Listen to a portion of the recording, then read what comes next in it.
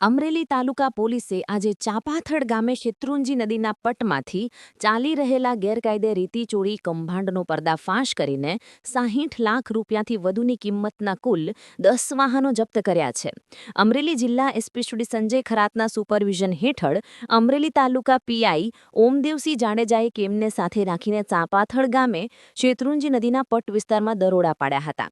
આ દરોડા દરમિયાન ગેરકાયદેસર રીતે રેતીનું ખનન કરી રહેલા વાહનોને પોલીસે ઝડપી પાડ્યા હતા.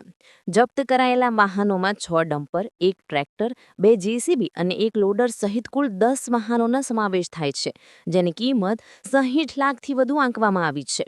ઉલ્લેખનીય છે કે શેત્રુંજી નદીમાં ખુલ્લેઆમ રેતી ચોરીની ફરિયાદો હોવા છતાં ખાણ ખનિજ વિભાગની નિષ્ક્રિયતા સામે સવાલો ઉઠી રહ્યા હતા. જોકે અમરેલી તાલુકા પોલીસે સમય સૂચકતા વાપરીને આ કૌભાંડનો પર્દાફાશ કર્યો છે. પોલીસે તમામ જપ્ત કરેલા મુદ્દામાલ અંગે કાયદેસરની કાર્યવાહી હાથ ધરી છે.